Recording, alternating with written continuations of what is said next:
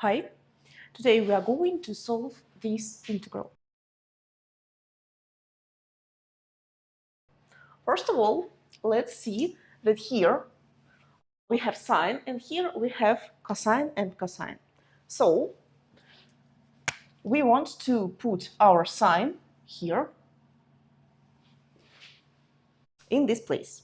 So we know that d of cosine of x equals to derivative of cosine of x dx.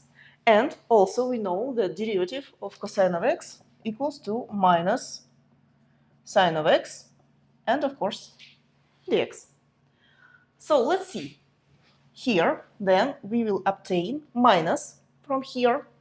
Then we will obtain d cosine of x and our denominator will be the same line.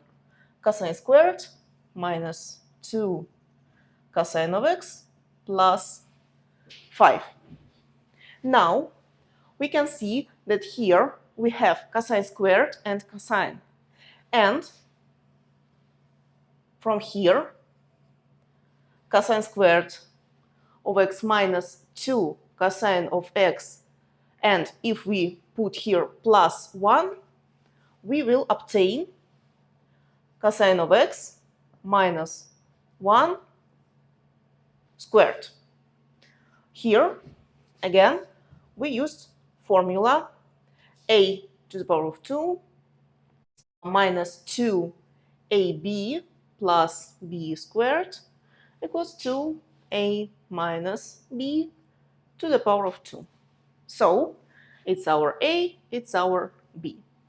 But here we have plus 5 and we need plus 1. So we can rewrite it like this. d cosine of x is the same part, and here cosine squared of x minus 2 cosine of x plus 1, and from our 5 we will have plus 4 also. So it gives us minus integral d cosine of x divided by cosine of x minus 1 squared plus 2 squared from here. So now we can use formula. Let's remember it. Integral of dx divided by x squared plus a squared. It's not this a, it's another a. It gives us 1 divided by a arctangent x divided by a plus constant. And here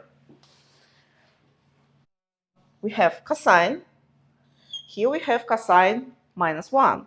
So we can put minus 1 here. It's constant and we will have the same line as a result. So now we can use this formula and we will obtain minus 1 divided by a.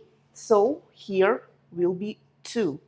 Then arctangent of x divided by a. Here we have not x, but cosine of x minus 1 divided by a, by 2, plus, of course, constant.